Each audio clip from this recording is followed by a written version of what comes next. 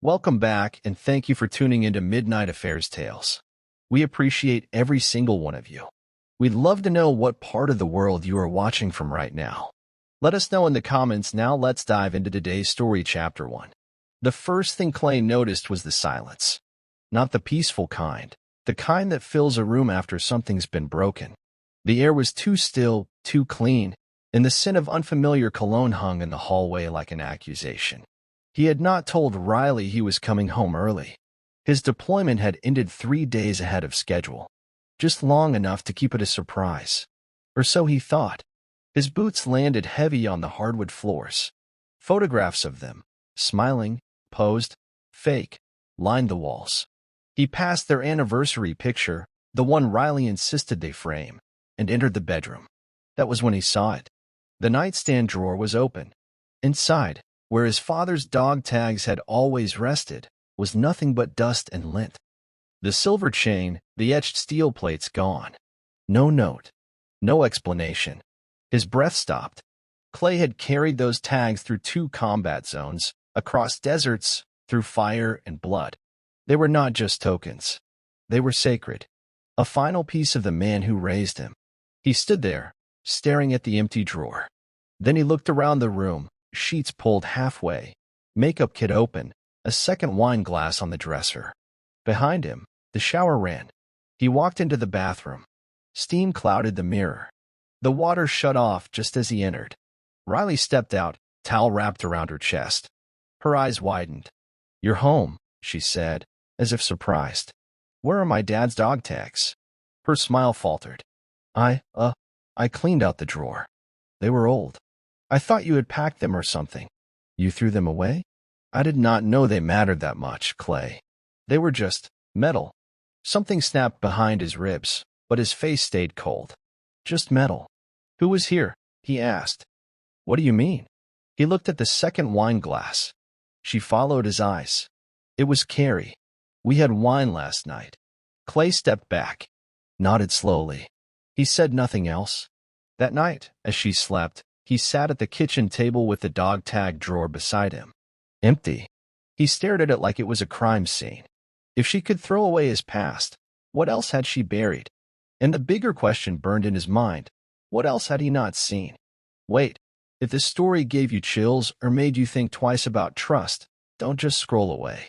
Hit that like button to support the channel, and subscribe if you never want to miss another jaw-dropping tale. We drop new stories every week that'll leave you speechless. To everyone who's already subscribed, sending you heartfelt love and thanks. Join the family, because here, every story hits different. Now, let's dive back into the story. Clay woke before dawn, dressed in silence, and left the house without making a sound. The morning was gray, as if the sky itself was still deciding what it wanted to reveal. He drove to the base, not because he had to, but because it was the only place that still felt like it made sense. The others were already gathering in the mess hall, passing coffee, laughing the way soldiers do when they are trying not to think about the things they have seen. Santos spotted him first. You look like you wrestled a ghost. Clay gave a short nod. Felt like one. They sat. Clay did not explain. Not yet. Later, after the others cleared out, Santos leaned over. You carrying something? Clay hesitated. Then, she threw away my father's dog tags. Santos froze. You sure? They're gone. Silence. And I think she is cheating. Now Santos leaned back, jaw tight. You want me to make a call? No, Clay said. Not yet. He had no proof. Just instinct. He would not move without intel. Back at home, he waited until Riley left for work. He started going through everything. Quietly. Thoroughly. He was not looking for a smoking gun. He was hunting patterns. In the laundry basket, a receipt tucked into a jacket. A wellness center. Time-stamped during the week she claimed she had the flu. He looked it up. Not a spa. Not even a clinic. He drove past it. A sleek, upscale building. No signage, but tinted glass. A car was parked in front. Riley's. He parked a block away and watched. A man walked out. Not a doctor. Not staff. Clay recognized the posture. Cop. Confident. The kind of man who thinks rules bend for him. Riley followed. She touched his arm, laughed. Clay took a photo from the dash, jaw tight, hands still. He drove home slow, did not scream, did not hit the wall. Instead, he opened a locked case from under the bed. Inside, deployment journals, flash drives, evidence kits. It was not just about infidelity anymore. If she could lie about this, what else had she built on that lie? Clay waited until Riley left again. He knew her patterns now. Morning yoga, long client lunches, evenings filled with vague excuses and longer showers. He used the time. He checked her cloud backups. She was not careful. Most people forget their devices auto-sync. It did not take long to access the photo vault. One folder was hidden inside another. Innocent-looking names. Inside, photos, screenshots, messages. Can't wait to see you again, babe. Don't worry about Clay. He's gone half the time. One thread showed wire transfers. Not big ones. Just suspicious. Clay forwarded them all to a burner drive. Documented every timestamp. Names began to surface. Trent Dobson. A name that matched the man from the wellness building. Then, a new name, Councilwoman Marley Yates. Mentioned in a message about permits and contracts. What was Riley involved in? He dug deeper. A charity Riley started months ago, Healing Haven. Marketed as a veteran PTSD nonprofit. On paper, it looked spotless. But Clay noticed something else. The list of names she listed as board members, some of them were dead. Fallen soldiers. His own. He sat frozen, staring at the screen. His breath slowed. This was not just betrayal. It was desecration. His unit. Their memory. Her gain. Later that night, Clay sat at the kitchen table again. Riley breezed in, wearing perfume that did not match the occasion. You're quiet, she said. I am just tired. She smiled, kissed his cheek. But her eyes flicked toward the drawer, the one he had emptied earlier. She did not ask about it. She did not need to. Clay stared at her as she moved through the house, laughing at her phone. He knew now. She had not just thrown away his dog tags. She had sold their memory. And he was going to bury everything she built, with his brothers watching. The next morning, Clay pulled into base early. He did not go straight to the barracks. Instead, he headed to the obstacle field, needing to feel the strain in his arms, the ache in his chest that had nothing to do with betrayal. Pull-ups, jumps, wall climbs, each one sharper than the last. He needed to sweat the rage out of his system before it consumed him. Santos found him halfway through his third lap, breath ragged. You working through something or training for a second war? Clay dropped to the ground, breathing hard. He did not speak for a moment. Then, I found her backup folder. Santos squinted. How bad? Worse than cheating. She is tied to a fake charity using names of dead soldiers. Some of them were ours. Santos stepped back. You are sure? I saw the files myself. Names. Transfers. Conversations. It is real. Damn, Santos muttered. You going public? Not yet. I need the whole picture. I am not taking half a shot and letting them regroup. They stood in silence for a moment, wind kicking dust across the field. Then Santos said, You planning to do this alone? Clay looked over. No. I want the unit watching when it all comes down. I want her to see what she threw away. Later that day, they gathered in the motor pool, 5 of them, all former deployment brothers.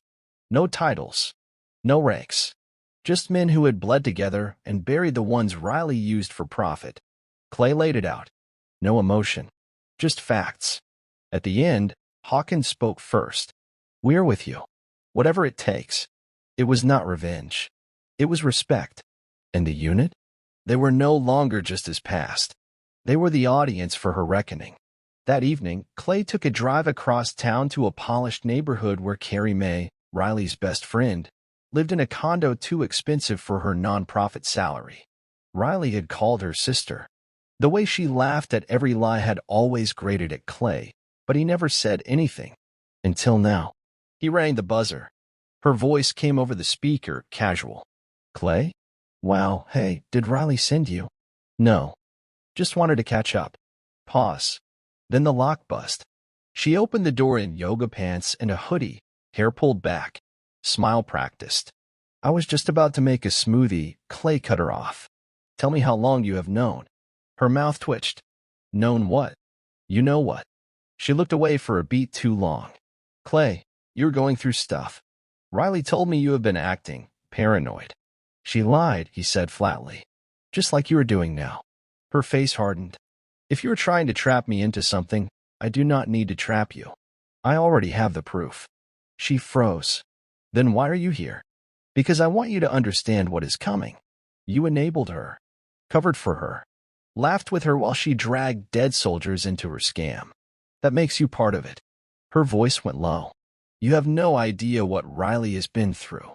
You think you are some perfect hero just because you wear a uniform. Clay leaned in. I do not care what she has been through. I care about what she did. And you? You chose your side. He turned and walked out. She did not call after him, which told him everything he needed to know. 2 days later, Clay parked down the block from the wellness center and watched. The building was polished concrete and dark glass. Official on the outside, rotten underneath. This time, he was not just watching. He was recording. Through a pair of binoculars mounted on the dash, he zoomed in. Trent Dobson pulled into the lot at 10:14 a.m. sharp. Same time as last week. Riley arrived 2 minutes later. She was smiling. They went inside, arm brushing arm. Clay adjusted the mic feed he had buried under a nearby utility box, custom-rigged by Santos. Clear range. No distortion. Inside, he heard them. You told him about the tags? Trent asked. Riley laughed. I said they were junk. He did not even fight me on it. Think he knows? No. He is clueless. He has always been too loyal for his own good. Clay's grip on the steering wheel tightened. His knuckles went white. Then Trent, Marla is nervous. She says the money trail is too thin. We need to close things up. I am working on it, Riley said. We move fast. Clay will not even know he is on the hook until it is too late. Clay leaned back in his seat, every muscle stiff. They were not just betraying him. They were plotting to use his name as cover for federal fraud. Back at home, Clay copied the new audio to a second drive and locked it in the box with the rest. His strategy was no longer just about catching a cheater. It was about dismantling an operation. With the next move, someone was going to lose everything. And this time, it was not going to be him. The next morning, Clay stood at the counter flipping through a thick binder marked Healing Haven, Board Records. The logo, a soft green with a stylized eagle, tried to look noble. It sickened him. He had printed everything from Riley's backup cloud folder, tax records, donor forms, veteran profiles. It all looked legitimate. But Clay knew enough about real sacrifice to see when it was being used like camouflage. He ran his finger down a list of beneficiaries. For names stopped him cold. Marcus Hines, Ray Mears, Nicole Benton, Samuel Trett. All 4 had served with him. All 4 were buried in military cemeteries. He sat back slowly, the sound of the chair creaking under his weight. These were not oversights. These were choices. Riley had knowingly used names of the dead to launder money through her nonprofit. And she had put his name at the bottom of the executive board. That was the final insult. The perfect cover. The war hero husband. The face of legitimacy. He opened his laptop and logged into a private server, one Santos had helped him set up. He uploaded every document, tagged every fraudulent signature, and linked each account. A secure folder blinked. TO release. Not yet. He closed the laptop. There was more to uncover, and if he released everything now, someone might get away clean. The goal was not just to reveal the truth. It was to destroy every lie that protected it, and every person behind it. Clay heard laughter before he opened the door. Not the kind that comes from joy. The kind that comes from people who think they have won. He stepped into the house and found Riley in the living room, glass of red wine in hand, her feet tucked under her on the couch. Carrie Mae sat beside her, both of them half tipsy and whispering fast. They stopped when they saw him. You are home early, Riley said, voice neutral. Meeting ended fast, Clay replied, setting his keys down. Carrie Mae stood, brushing invisible crumbs from her blouse. Well, I should go. No, stay, Riley said quickly. But Carrie was already halfway to the door. She did not meet Clay's eyes. When she was gone, Riley turned her full attention to him. You were quiet lately. So are you. She smirked. Is this about the tags again? Clay, you have to let it go. It was sentimental junk. He did not reply. Instead, he walked to the bookshelf, pulled out a framed photo of his unit, looked at it. Who gave you the right to use their names? Her silence cracked the air. What? She asked slowly. You heard me. She blinked. Her voice came out too steady. I did not know what you were talking about. You will. He placed the frame back, turned to leave. Behind him, she said, Clay, whatever you are accusing me of, you are wrong. He looked over his shoulder. That is the thing about people who lie. They all think they are smarter than the person who already knows. Then he walked out. Her voice followed him, sharp, shaky, calling his name. But it was not enough to stop him. Not anymore. That night, Clay sat at the edge of his bed, flipping through a shoebox of old letters his father had written during the Gulf War. Most were yellowed and smudged from time, but one envelope was sealed, crisp, unopened. He had never noticed it before. In faded ink, it read, For Clay. When it matters. He opened it with shaking fingers. Son, one day, someone might take something from you that you cannot get back. Not a thing, something bigger. Trust. Honor. Memory. When that day comes, you will want to strike back. I know the blood in our family. I know how hot it runs. But listen to me. Revenge is a knife that feels good in your hand until it is buried in your own future. Bury what needs to be buried, but bury it smart. Clay folded the letter slowly, carefully. Then he placed it inside the same box where the stolen evidence sat. This was not just about Riley anymore. It was about reclaiming the very thing she had tried to erase. And he was going to bury it all, right in front of the people who thought he would stay quiet. The station was quiet when Clay stepped inside. Not by accident, he had waited until the morning rush died down, when the front desk was half-staffed and less alert. He wore civilian clothes, clean-shaven, every part of him calculated to look harmless. Another former soldier visiting a friend. The officer at the front desk barely looked up. Can I help you? I was hoping to get a copy of a police report from earlier this year, Clay said calmly. What incident? Officer Trent Dobson, vehicle stopped from January. He pulled over a friend of mine. I think it was recorded wrong. The desk cop narrowed his eyes but reached for the terminal. You got a case number? Not exactly. But I know the time. And the date. While the officer typed, Clay scanned the room. Trent's desk sat near the back, messy but organized. A jacket slung over the chair. Boots under the desk. No mud, no wear. Clay's eyes paused on the shoes clean, polished. Too clean for a cop who claimed to be out on patrol every night. Looks like the report is sealed, the desk cop said. You would need a court request or be involved directly. Clay nodded. Understood. Thanks. As he turned to leave, he saw something that stopped him. A wall of commendation plaques lined the hallway. And there, framed in silver, was a photo of Trent Dobson receiving a community service award. Standing beside him was Riley, her hand on his chest, smiling like she belonged there. Clay's throat tightened, not from surprise, from certainty. She had not just cheated. She had built a life inside a lie, and she was proud of it. Outside, he pulled out his phone and texted Santos, We need deeper eyes on Dobson. Follow the money. The cop's shoes were clean, but Clay was about to drag everything through the dirt. The kitchen had always been Riley's sanctuary. Wide counters, glass cabinets, imported lighting. The place she smiled most, hosted most, hid the most. So Clay turned it into a trap. He waited until she left for her charity board meeting, then got to work. Santos had loaned him a micro-audio kit, thin enough to tuck behind a cabinet lip, sensitive enough to hear a whisper.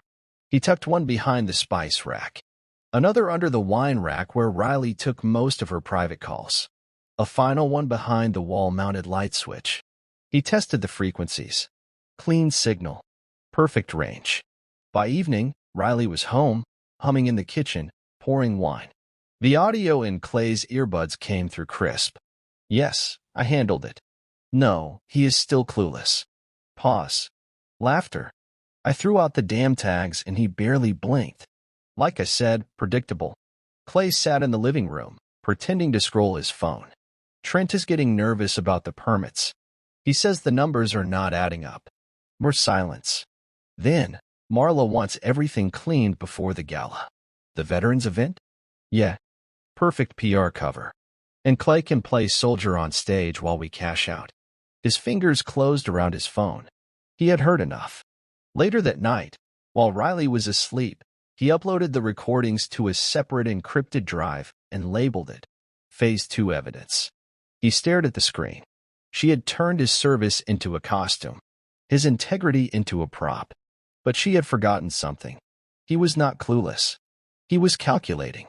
And this time, every smile she faked was being recorded. It took 2 days to trace the storage rental. A paper trail led to a facility 20 minutes outside town. Riley had listed it under a fake business name, Lighthaven Solutions. She had never mentioned it once. Clay arrived at 2 a.m., dressed in black, gloves on, a battery-powered drill in hand. The lock was cheap. It took under 2 minutes to break. The door slid open with a groan. Inside, a climate-controlled unit, neat and stacked. No dust. No sign of panic. Rows of labeled boxes sat like tombstones, each marked by month. Inside them, bank statements, phone bills, real estate contracts. All copies. All exact. No attempt to shred, destroy, or hide. She was keeping everything, as if she thought no one would ever look. In the far corner, Clay found something more damning. A folder labeled Contingency Plan CM. He opened it slowly. Inside were scanned copies of his deployment orders, medical records, VA forms, and even a forged signature authorizing transfer of funds to Healing Haven. She had prepped this from the beginning. She had been building her fallback escape with him as the fall guy. It had never been about love, not even betrayal. This had been business. And now? Now it was war. Clay photographed everything, then locked the unit again, replacing the padlock with his own. He did not take the files. He wanted them sitting there, waiting, because soon, Riley would walk in expecting silence and find every secret she buried staring back at her. Clay stood at the back of the garage, surrounded by stacked crates, duffel bags, and a rusted toolbox he had not touched in years. Among the clutter sat an old media player, his father's, dusty but functional. He had kept it for reasons he could never explain, alongside a few DVDs and one USB labeled Wedding Raw Footage. He remembered filming the wedding professionally, but Riley had insisted on editing it herself for the final cut. He never questioned it. Until now. He plugged the drive into his laptop and watched the ceremony unfold. Riley walked down the aisle in slow motion, smile perfect, tears glistening. Then the audio glitched. No, not a glitch. An edit. He replayed it. Slowed it down. Her vows had been redubbed. The original audio, uneven, handheld, hidden in a subfolder, held a different version. She laughed mid-vow. Honestly, I never thought I would end up marrying the safest option. But here we are. Laughter followed. A man's voice off camera. Just say the script, babe. Clay froze. He had been the script. He clenched his jaw, thumb hovering over the pause button. She had staged it all. From day one, their marriage was not built on love. It was designed like a campaign. The voice on the video belonged to Trent. Younger, smug. Same tone he heard on the wire recordings now. He was not just the affair. He had been there since the start. Clay copied the audio, then shut the laptop slowly. This was not just betrayal. It was premeditated deception. And the lies were older than he realized. The sky was heavy with low clouds when Clay met Santos outside an empty Veterans Hall just beyond the city line. It was early, too early for anyone to be watching. They moved fast. Inside, Clay spread out the documents across a folding table. Photos, receipts, text logs, banking data, the wedding video audio, and the full scan of Riley's fake charity ledgers. Santos stared at the evidence. This is enough to get her indicted twice. Not yet, Clay said. We are not dropping this now. We are baiting the trap. He pulled out 2 USB drives. One was the master copy. The other? A decoy. This one is going out to Carrie, he said, tapping the decoy. I want to see if she takes the bait. I embedded a tracker. If she runs it, we get everything: locations, devices, IP. Santos grinned. You are weaponizing their own paranoia. Exactly. If they panic, they move. If they move, we get them all. They packaged the drive in a fake legal envelope and addressed it from a made-up whistleblower firm. Then they dropped it in Carrie's building mailbox and waited. 3 hours later, the signal pinged. Clay opened the live tracker. The file had been opened on a laptop registered under Trent Dobson. Santos let out a low whistle. She passed it on to him. Clay stared at the screen, eyes steady. They are scared now. The clock had started ticking, and Clay was done being on defense. That night, Clay returned to the storage unit. He went straight to the December 2021 folder. That was the month Riley had first proposed the idea of starting Healing Haven. Said it was about helping families like theirs.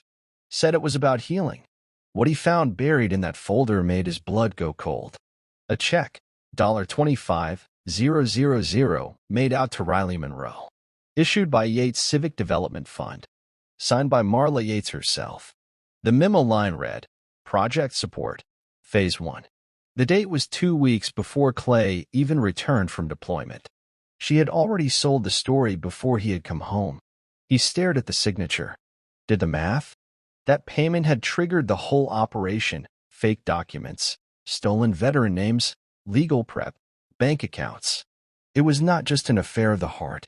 It was an enterprise. And he had unknowingly been the logo on the front of it all. He scanned the check and emailed it to his lawyer with one line. She was paid to build the lie. Then he texted Santos. We will go public soon. Gala is our battlefield. But first, we corner Marla. The check had funded the betrayal. Now it was going to bankroll their downfall. It started with a simple lie, one Clay let her believe. He told Riley he was heading to Fort Liberty for a 2-day training rotation. No phone access, no contact. Field survival drills, he said. She smiled too quickly. Take care of yourself, she replied. Her tone too light, too free. He packed the bag, kissed her forehead, and drove to a hotel downtown instead, checking in under a different name. From a distance, he watched the house. He had rigged the living room and kitchen audio feeds into his laptop. Just after 9, she made the first call. Hey, she said. He is gone. Another pause. No, I checked his bag. No laptop. No gear. It is just you and me now. Clay sat in the dark hotel room, eyes on the waveform pulsing across his screen, every word punching through the speakers. She laughed again. I have not told him anything. Why would I? He still thinks I love him. Then a second voice entered the audio, Trent. We need to talk about the contingency. Marla is pressuring me to delete the recovery drive. She is paranoid about the gala. Riley's voice turned colder. Clay has no idea what the gala is really for. It is perfect. He will show up, play the uniformed husband, and all the donations will go straight through. That was enough. Clay muted the feed and sat still, hands in his lap, staring into the dark. It was not just betrayal. It was theater. And they thought he was the costume. Marla Yates was not easy to pin down. Her office sat on the 10th floor of a high-rise that looked more like a tech company than a government suite. Smooth walls, brushed steel, and security cameras at every corner. Clay wore civilian clothes. Clean shave. Neutral face. He waited until her assistant stepped away and walked in without an appointment. Marla was behind a frosted glass desk, typing rapidly. She barely looked up. I said no interruptions. I am not an interruption, Clay said. Her eyes snapped to his. Calculated. Sharp. Mr. Monroe. You should not be here. He sat without asking. You paid my wife before I even came back from Afghanistan. I do not discuss private city grants. You funded a charity that launders money through dead soldiers' identities. Marla's lips curled. You have no idea what you are walking into. I know enough. She stood slowly. Walked to the window. You think exposing Riley destroys her? You will burn with her. Your name is all over those documents. Your signature. Your face on that gala banner. If this goes public, you will go down first. Clay stood too. Maybe, but I will not go alone. Her voice dropped. Careful, soldier. Wars are easy to start. They are harder to survive. He walked out without another word. But she knew. She had just made a mistake. She had underestimated the one man who had nothing left to lose. The envelope arrived 3 days later, hand-delivered, gold-sealed. Inside, a sleek black invitation card with silver text. Healing Haven Annual Veterans Gala, honoring courage, sacrifice, and service. Location, downtown Event Pavilion. Time, 7 p.m. sharp. Dress code, formal military preferred. Clay read it twice. Then he flipped it over and saw his name printed in bold. Keynote speaker, Sergeant Clayman Rowe, read. His throat tightened. It was not just a gala. It was her final move. A showcase. A mask. A celebration of lies built on his back, using his history, his pain, his father's memory. But Clay did not tear the card up. He placed it on the desk, opened his laptop, and pulled up the file labeled Final Sequence. This was no longer about playing the good husband.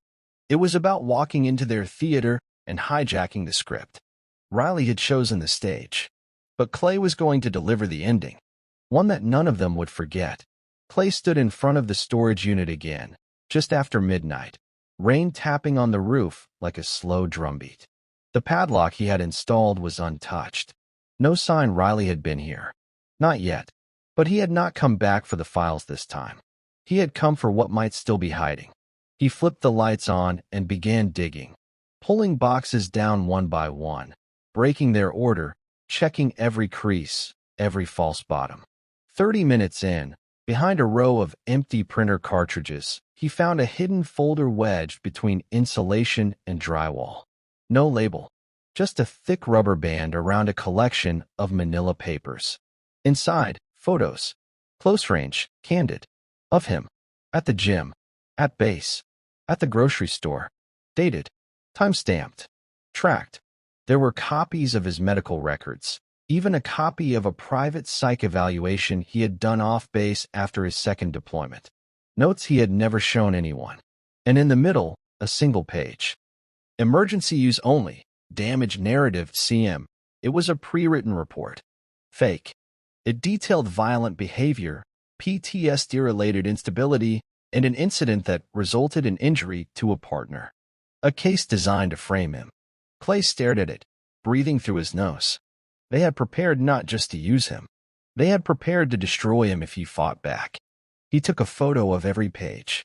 Then he stood in the center of the unit and looked around at everything they had built in the shadows. You built your war chest on my silence, he whispered. Now it was time to make noise. The next morning, Riley was making pancakes in the kitchen. The smell of cinnamon filled the air. Her voice sang quietly to a pop song playing from her phone. Clay sat at the table, watching. He saw her differently now. The way her smile was practiced. The way her eyes never lingered. The way she moved with someone who had already left emotionally months ago. She placed a plate in front of him. Eat something. You look drained. He looked up at her. You remember when we went to the Outer Banks? Our second anniversary. She blinked. Of course. We never actually made it, did we? You said your mother got sick, but that was the weekend the fake account started. The one you used for Healing Haven. Her hand trembled slightly as she poured coffee. Clay, what is this? He leaned forward. Calm. Controlled. I am going to speak at the gala. I will wear the uniform. I will stand on that stage. But you should know something. Her jaw tightened. Know what? I am not reading your speech. She tried to laugh. What are you talking about? You and Trent, Marla, the payments, the fake PTSD claims. I know everything. Her smile cracked. Just slightly. You are paranoid. No, I am prepared. He stood. You planned for a future without me. I am doing the same. He left the kitchen, leaving her holding the coffee pot like it weighed more than her whole body. He did not look back. He did not need to. Clay sat on the rooftop of the old VA building downtown. From there, he had a perfect view of the gala venue, 2 blocks over, all glass and steel, banners already hung. Honor the brave. Celebrate the strong. Santos joined him with 2 coffees. You ready for this? Santos asked. Clay took the cup. Nodded. The file is uploaded, Santos said. Every bit of it. We go live with 1 push. Not yet. You still thinking of pulling back? No. I'm thinking about timing. Clay took a slow sip. She used my service record to build a brand. My father's name to polish her own image. They think they're throwing a celebration. They are lighting their own funeral pyre. Clay cracked a slight smile. Exactly. They watched the building below as catering trucks unloaded, as banners flapped in the wind. The celebration was coming, and no one inside that building had any idea who they were really honoring. Clay finished the coffee, tossed the cup into a bin. Then, tomorrow night, I will walk into that gala as their symbol. Santos nodded. And leave as they reckon. The day of the gala arrived wrapped in steel-colored clouds and a stillness Clay felt in his bones. Everything moved slower. Even the city traffic seemed cautious, like it knew something was about to snap. Clay stood in front of the mirror in full uniform. His medals were polished, his boots clean. The new dog tags around his neck felt heavier than the old ones, not in weight, but in meaning. Riley walked into the bedroom without knocking, phone in one hand, eyes unreadable. You look perfect, she said softly. Clay met her gaze in the mirror. Do not lie to me now. Not today. She smiled, but it faltered at the corners. They're going to love you. Just stick to the speech. He turned. I will. She watched him, maybe trying to read him, maybe realizing she never really could. You remember what we're doing this for, right? She asked. Clay nodded. I do. I remember exactly what this is for. He left her standing there, alone, speech in her clutch purse, microphone slot reserved, script rehearsed. But she had forgotten one thing. He had his own speech, and it was not written on any paper. The venue pulsed with soft lighting, white tablecloths, gold-plated badges, and rows of people in suits and gowns pretending to understand sacrifice. A large projector screen looped images of soldiers hugging their kids, flags waving, and promotional footage of Healing Haven. Clay entered through the side door, walked the hallway past 2 catering staff, and stepped into the grand ballroom. Applause broke out. Flashbulbs fired. He gave the practiced nod, the quiet, humble hero look they all expected. Riley stood near the stage in a navy blue dress, smile picture perfect, voice raised with warmth as she called him to the podium. Please welcome our guest of honor, a true embodiment of courage and service, Sergeant Clay Monroe. The applause swelled again. He walked slowly toward the mic, his military brothers already seated at the front table, eyes locked on him. Santos gave a nod, subtle, calm, but solid. Riley waited beside the stage with her speech ready to hand him. He did not take it. Instead, he pulled a folded page from his own jacket, blank on one side, notes only he could read on the other. He stepped to the microphone. The room fell quiet. He looked out over the crowd, into the eyes of men and women who had shaken his hand with fake admiration and donated checks to a cause built on bones. My name is Clay Monroe, he began, voice steady. And tonight, I was invited to speak about honor. He paused, looked down. But honor is not something you talk about while stealing from the dead. Murmurs rippled through the room. Clay raised his head. It is not something you market. It is not a brand. And it sure as hell is not a charity built on names of soldiers who never came home. Riley stepped forward, whispering sharp through her teeth. What are you doing? He ignored her. Tonight, I am not your symbol. I am your reckoning. And with that, he reached into his pocket, pulled a remote, and pressed it. Behind him, the projector screen changed. The images on screen shifted. No more waving flags. No more rehearsed tributes. Now, emails, wire transfers, bank statements, surveillance footage, audio clips, snapshots of Trent with Riley, footage of Marla handing over an envelope in the dark. A woman near the back gasped. Riley's face went pale. Her hand dropped from the microphone like it had burned her. Clay's voice echoed in the silence. These are not accusations. These are facts. Every dollar stolen, every signature forged, every dead soldier used to create profit. Security shifted in the corners. A news camera tilted slightly. Someone near the front stood up, Councilwoman Marley Yates. She turned, trying to leave. Clay raised his voice. There is no exit until this is finished. He stepped aside as the screen showed one final video. A split-feed recording of Riley and Trent at the wellness center, laughing over the soldier who will never see it coming. Riley's hands trembled now. Her lips parted like she might faint or scream, but she said nothing. Clay turned back to the audience. This is what happens when you build empires out of other people's graves. You invited me to speak about courage. But courage is not silence. It is not pretending. It is this. A slow, stunned silence fell over the crowd. Then, from the back of the room, applause. One man, then another. The military table stood up, every one of Clay's brothers rising in uniform. Standing behind him, in the middle of the crowd, Trent pushed his way toward the exit. Police were already waiting. Riley did not move. She just stood there, surrounded by everything she built, watching it burn from the inside out. And Clay? He walked off the stage without another word. He had said everything he needed to. The moment Clay stepped off the stage, the noise returned like a wave crashing. Reporters rushed forward. Cell phones were raised.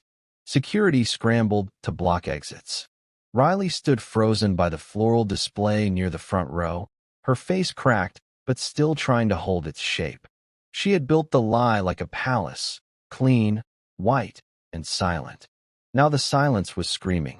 Santos reached him in seconds. The press is already running the story. Half the guests are live streaming. Internal Affairs is on their way. Clay nodded, eyes scanning the room. Riley stumbled toward him. Not fast, not furious, just dazed. Clay, she said, breath hitching. We can fix this. He looked at her. You are still pretending? She opened her mouth, but nothing came out. You used my father's memory, Clay continued, voice low but sharp. You used my unit. My name. You stole from Graves, Riley. You thought I would salute while you did it.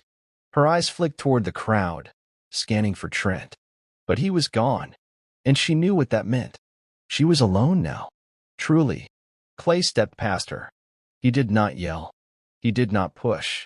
He simply walked away, letting the truth trail behind him like fire. Behind him, Riley finally collapsed into a chair, surrounded by flashbulbs, whispers, and the sound of her perfect world falling apart. Trent Dobson knew when to run. That had always been his strength, knowing the moment between confrontation and consequence. But this time, he was a second too slow. Clay had planted a flash drive on the Gala USB system. It included all the evidence, but also a mirrored GPS signal sent directly to Internal Affairs and local PD. The moment Trent left the ballroom, his location began pinging every 6 seconds. He made it 3 blocks before the lights hit. 3 black SUVs boxed him in. Plainclothes officers approached from both sides, weapons drawn but low. No shouting. No chaos.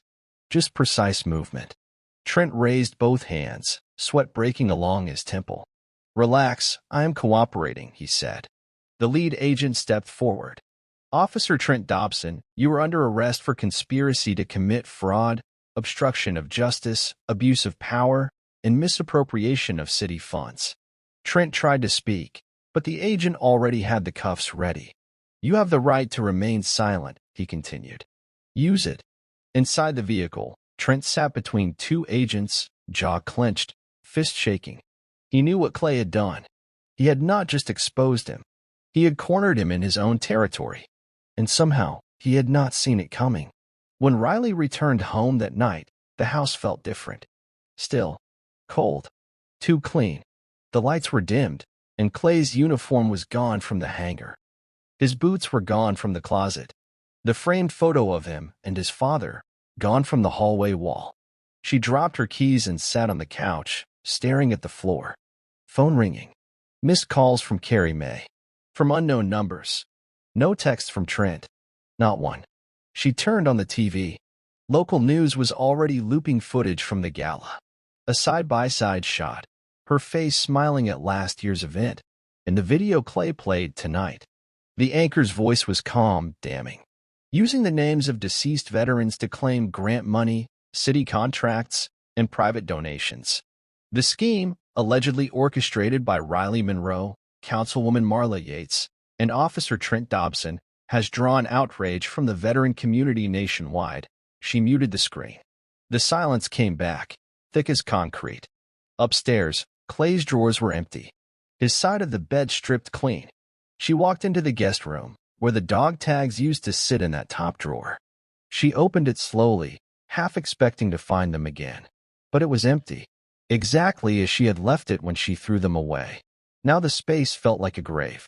And for the first time, she realized Clay had never raised his voice. He had just let the world speak for him. Marla Yates had not slept. After leaving the gala early, dodging reporters, cameras, and even a security escort, she locked herself inside her penthouse apartment and began erasing files, emails, spreadsheets. But by morning, her phone would not stop ringing. 5 voicemails, 3 from attorneys, 2 from internal affairs. By noon, it was not just press. It was federal. Because Clay's flash drive had done more than expose one charity. It had led to 4 shell companies, each tied to zoning permits, fake developer grants, and charitable initiatives run through Lighthaven Solutions, Riley's shadow business. And every one of them had Marla's signature. Now the IRS had frozen her assets. Her phone buzzed again. Unknown number. She let it go to voicemail. This time, the voice was calm. Councilwoman Yates, you are advised to report voluntarily to the federal building for a formal interview. Failure to do so will result in immediate charges being filed and a warrant issued for your arrest. Marla stared at the wall. Clay had gone further than she thought he would. He had gone beyond Riley, beyond Trent. He had set fire to the entire foundation, and it was burning faster than she could put it out. Clay opened his front door to a knock he expected, but not from who he thought. 2 uniformed officers stood on his porch. Clay Monroe, the taller one, asked. He nodded. You have been served, the officer said, handing him a thick envelope. Emergency protective order. Issued this morning. Clay stared at it. From who? Riley Monroe, the officer said. Claims of psychological intimidation, surveillance, and harassment. Clay's jaw tightened. The officer shifted. You are required to vacate the premises for 72 hours pending review. You can challenge the order in court. Clay stepped back inside slowly, pulled on his jacket, and grabbed only what he needed, his laptop, the evidence box, and 1 photo of his father. As he walked to his truck, Riley appeared in the doorway, arms crossed. Her voice was calm, too calm. You took your shot, she said. Now it is my turn. Clay stared at her, unblinking. This won't work. We'll see. She smiled, stepping back inside like a queen returning to her throne. Clay said nothing. He did not need to. He had already sent everything to his lawyer. And Riley had just drawn legal blood, with a lie she was not ready to defend in court.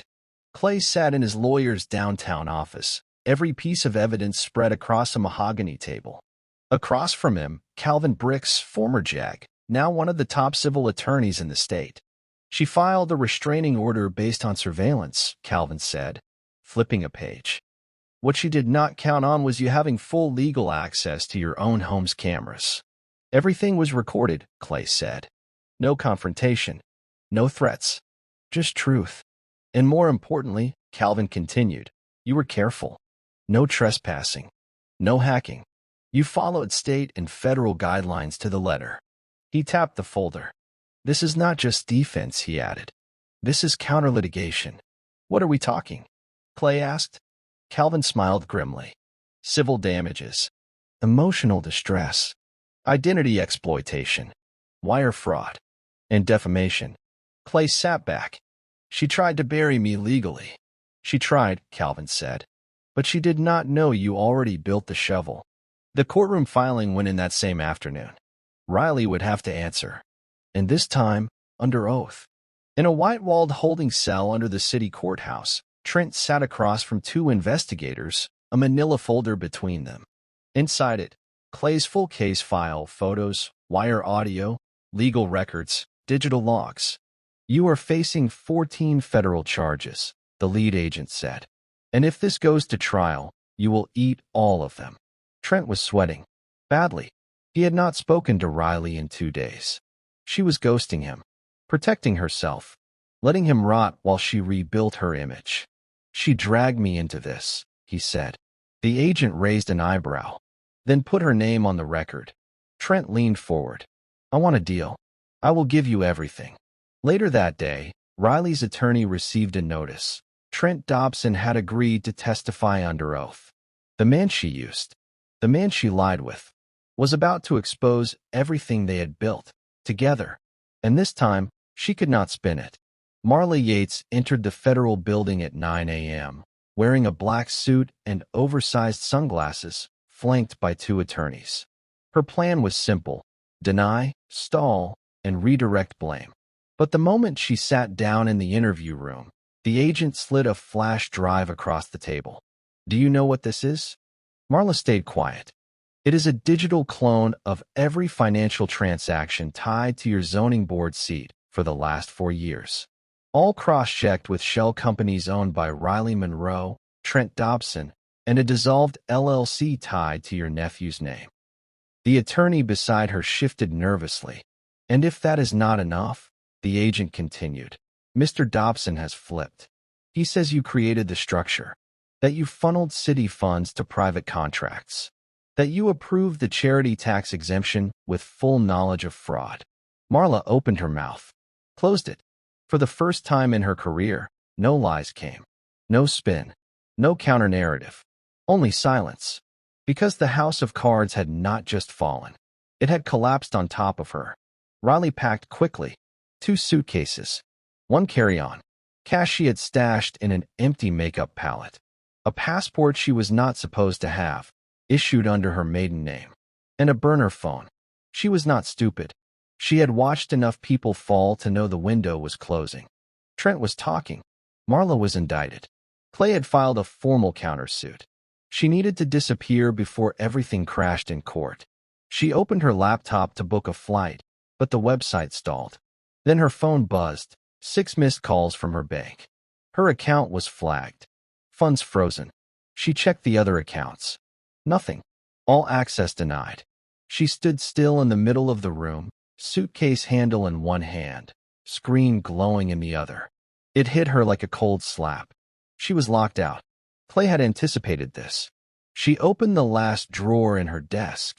Documents. Copies of the forged board records. Alternate IDs. Gone. A single sticky note sat in their place. "Not so easy when the script flips, is it?" See, she sat down slowly, the walls around her suddenly louder than the silence.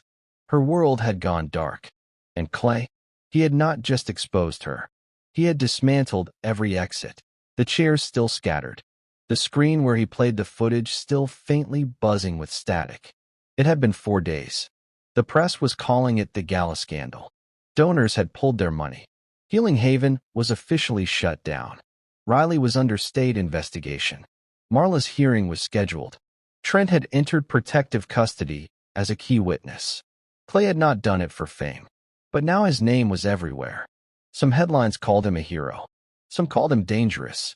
He did not care about either. He walked to the spot where he had stood that night. The microphone was still there, unplugged. He closed his eyes.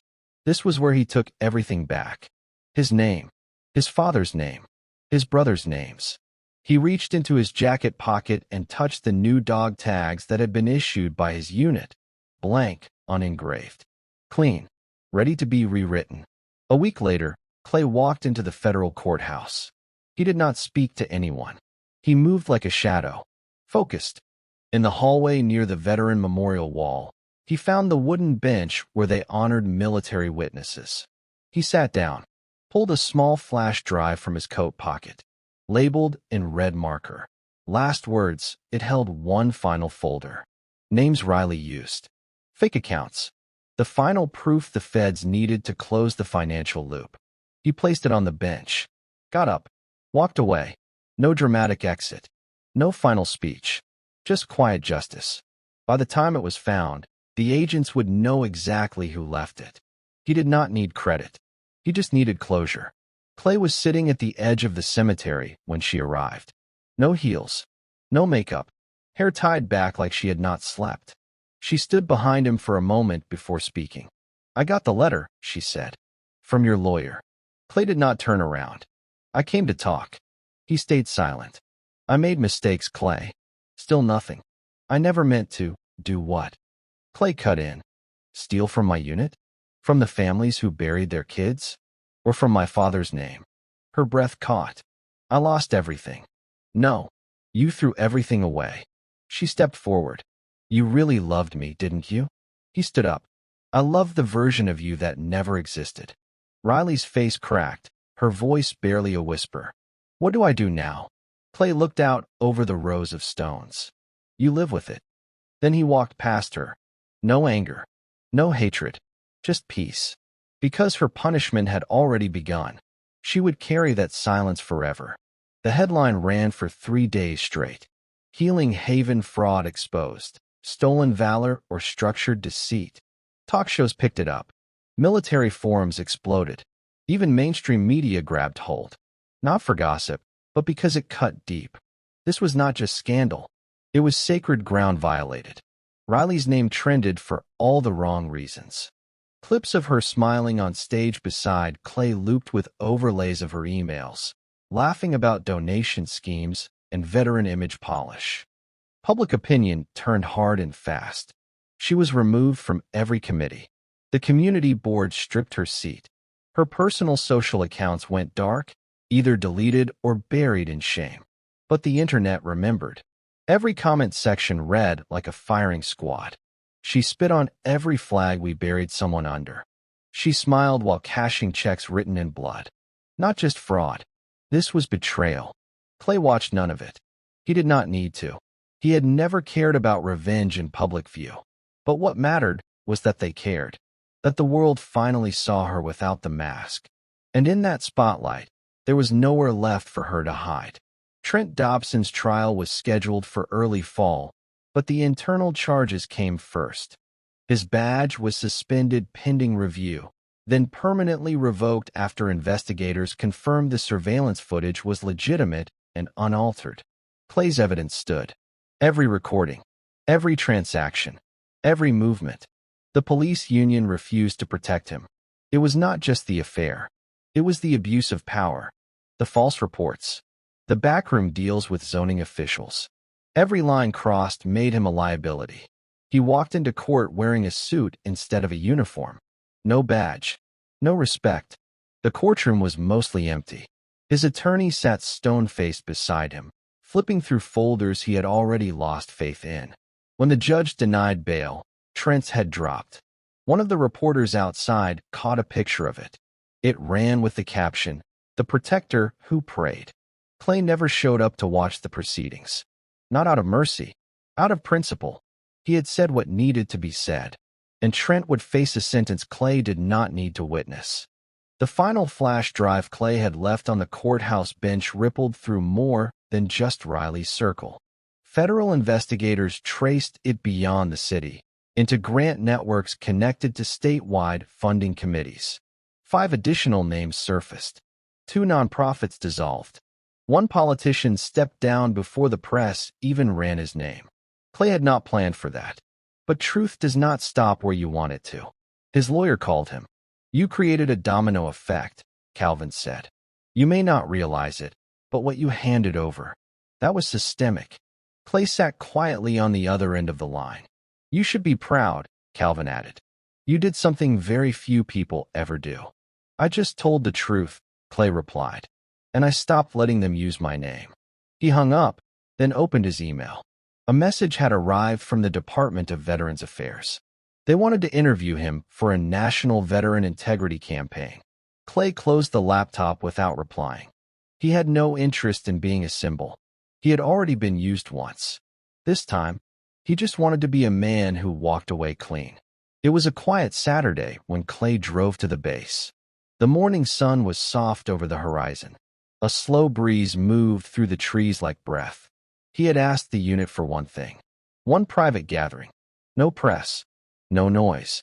Just them. Santos stood beside him. Hawkins. Barnes. Taylor. No speeches. No ceremony. Just a patch of dirt in the field where they used to train. Clay held a small steel box in his hands. Inside, copies of Riley's fake wedding vows, the forged check from Marla Yates, the backup drive with the original charity files, and a pair of dog tags that no longer represented who he was. He looked around once. Then he knelt down and dug with his hands. The dirt was cold, damp. He placed the box inside, covered it back up. No marker, no plaque, just a memory, buried. Santos placed a hand on Clay's shoulder. You good? Clay nodded once. I am now. And for the first time in years, he felt the weight lift. Not all of it, but enough to breathe again. 2 weeks later, Clay received a package at his temporary apartment. No return address, but the label was marked with the base code from Fort Liberty. Inside, a small case. Matte black. He opened it slowly. New dog tags. Clean. Unmarked. No name. No rank. No blood type. Just space. Underneath them was a folded note. Typed but personal.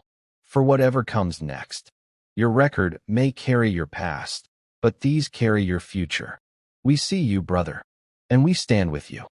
CO Garrison, 1st Medical Division. Clay turned the tags over in his hands. No wait yet. But one day maybe. He set them on the windowsill and watched the sun catch on the edges. No lies were engraved. No false story told. Just blank metal. Honest. Untouched. Ready. That night, Clay met the unit one final time. Not at base. Not in uniform. Out in the woods behind Barnes's family farm, where they used to run off-grid drills, drink hard, and talk about everything they could not say in public. The fire was already lit when he arrived. Chairs in a circle, coolers open, music low. Santos handed him a beer. You missed quiet. Clay smiled. I had to clean up first. They sat, and for a long time, no one spoke about the gala, or Riley, or the trial dates. They talked about the dumb stuff, the real stuff, life stuff. After an hour, Barnes stood up. Got something for you. He held out a small wooden box. Inside, a challenge coin, gold-plated, engraved with Clay's initials and one phrase. You bury lies with truth. Clay looked at it, voice caught in his throat. Santos raised his bottle. To Clay, to silence that speaks louder than rage. They all stood, not to drink, to salute. One final time. No cameras, no speeches, just brothers. And respect. Back at home, Clay sat at his desk. One last thing remained. A letter he had written months ago, before the gala, before the flash drives, before the courtroom strategy. It was addressed to Riley. He had never sent it. He opened it now. I loved you once. And maybe that is why I see you clearly now. You did not break me. You broke the mask I wore to survive you. I was not the silent one. You were.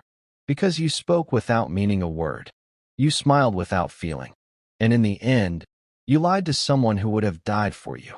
You do not deserve my hate. You deserve my absence. Clay folded the letter and burned it in the kitchen sink.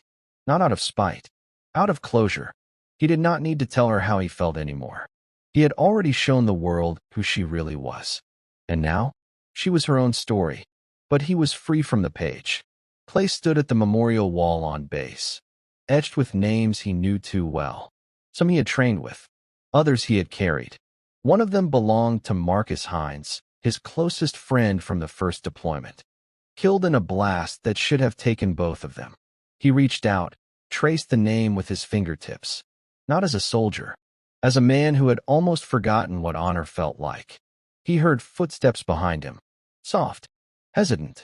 He did not turn. Riley spoke first. I saw the interview. Silence. They called you a hero. Still, Clay did not respond.